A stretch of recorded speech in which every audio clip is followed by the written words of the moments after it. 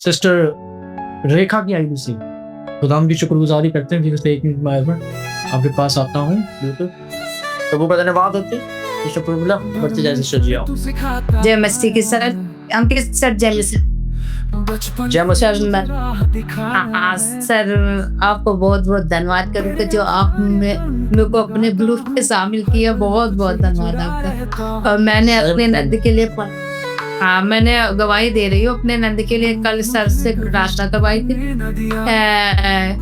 विजय sir sister को दिया था, उन्होंने गवाही करवाई थी।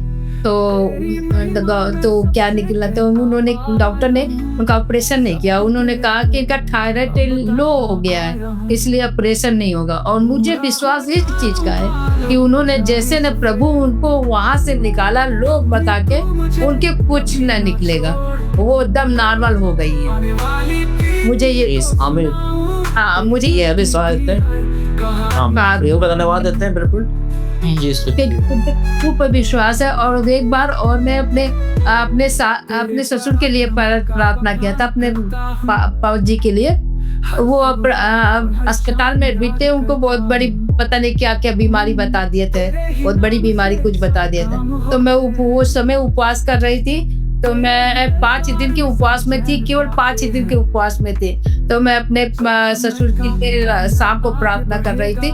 तो फिर प्रार्थना करी उपवास में, तो दूसरे दिन ही डॉक्टर ने कहा कुछ नहीं है, तुमने रिचार्ज करनी मतलब निकाल दी है अस्पताल से, कहीं तुम छुट्टी है तुम्हारी। और फिर मेरी सास की ऐसी हालत हो गई थी, 1 हफ्ते से बीपी लो ही नहीं हो रहा था, एकदम हाई। दवाई डॉक्टर दे रहे हैं, दवाइयों का भी कोई असर नहीं था। फिर मैंने मुझे सपने में पता नहीं क्यों उनके सर मुझे दिख जाता है, कुछ होना होता है, कोई बात होती तो मुझे पहले दिख जाता है, लेकिन उनकी संकेतें मैं समझ नहीं पाती। और जिससे इसको समझना पड़ता है क्योंकि परमेश्वर ने हर एक घर में एक गोचर दिया होता है। गोचर मतलब दूर का देखने होता है, जो चीजें होने वाली है उसके बारे में परमेश्वर दिखाता है। घर में से एक व्यक्ति ऐसा जरूर होता है जिसको परमेश्वर ये गिफ्ट देता है कि वो होने वाली चीजों को देखता है। उनमें से आप हो। मैं देख लेती हूँ, मुझे दिख जाता, लेकिन मैं उस बात को गंभीरता से समझ नहीं पाती। जैसे ये परमेश्वर की समझ आप मांगे, परमेश्वर बिल्कुल आपको देंगे, आप समझ सको चीजें। हाँ, फिर मैंने इसी सास को अपने देखा था। तो फिर उसके बाद मेरी सास ने बताया कि ऐसी बात है। उन्होंने बताया, पापा जी ने बताया, ससुर जी ने, उन्होंने बताया कि रेखा ऐसी बात है, ये परेशान ऐसे हो रही, इनका दवाई चला और इनका ऐसे बात हो रही है। तो मैंने कहा दवाई डॉक्टर दिए, क्या हुआ? तो बोले कि दवाई तो खा रहे हो, दवाई का कोई असर ही नहीं हो रहा। मैंने कहा कोई बात नहीं, आज रात से तुम चंगी हो जाओगी।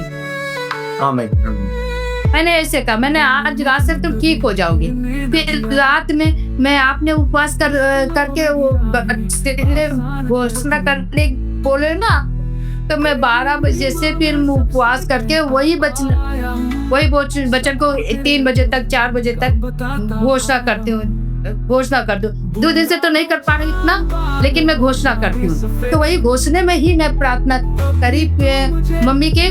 तो रात के 12 बजे के बाद तब चंगी हो गई। पापा जी ने उनका बीपी हाई नापा, मतलब बीपी नापने वाला रखे, उससे नापा तो एकदम नॉर्मल है, चंगी।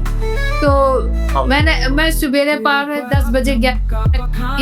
मैंने कहा पापा जी मम्मी का तबीयत कैसे है, क्या 12 बजे के बाद ठीक हो गई है? तो पापा जी हंसने लगे, बोले हाँ 12 बजे के बाद तो ठीक हो गई, नापे तो ठीक हो गई। लेकिन बिल्कुल वो करेंगे सिस्टर, मजबूत रहे। जब समय का कहीं आगे बढ़ेगा, तेरी कीर्ति का गान मैं। आप कहते हैं ना कि अभी प्रार्थना मत करो, और विजय मैडम ने भी मुझसे कहा, इसलिए मैं थोड़ा ढील हो गई।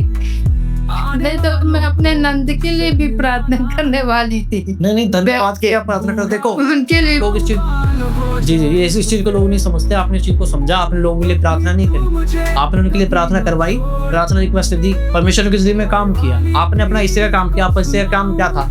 आपने उन लोगों को बताया कि मैं आपके लिए प्रार्थना करूँ, या आपने उनको गाइड किया कि मैं परमेश्वर के वचन में आपको देती हूँ, आपने उनके वचन पढ़े, जो भी चीज़ है परमेश्वर ने आपका इस्तेमाल किया, लेकिन आपने उनके लिए प्रार्थना नहीं की, लेकिन परमेश्वर ने आपकी दुआओं को सुना नहीं, सुना, वो हील नहीं हो गए। लोग इस चीज़ को नहीं समझ पाते, जब तक आपको नहीं जिससे बोला गया आपने नहीं प्रार्थना की, अच्छा किया जी तो सारा लोगों के नाम पे देते हैं। और सब मेरे हस्बैंड के लिए प्रार्थना की, क्योंकि सब लोग ग्रुप में मिलकर करते हैं ना, तो इनका दिन की छूट जाए बस। हाँ, इनका दिन अभी इनके लिए प्रार्थना करता हूँ सिस्टर, आप बिल्कुल आप फिक्र हो जाए, बेफिक्र हो जाए सिस्टर जी। परमेश्वर ने जब ये काम किए हैं, आप देख रहे हो कि आपके फादर की जिंदगी में परमेश्वर किस तरीके से गवाही के साथ आपको खड़ा कर रहे हैं, उनकी जिंदगी में काम कर रहे हैं, और आपकी ननद के लिए भी परमेश्वर काम कर रहे हैं, और किस तरीके से आपकी माता जी के लिए खुदा किस तरीके से काम कर रहे हैं। किसने किया है? हमने नहीं, परमेश्वर ने किया।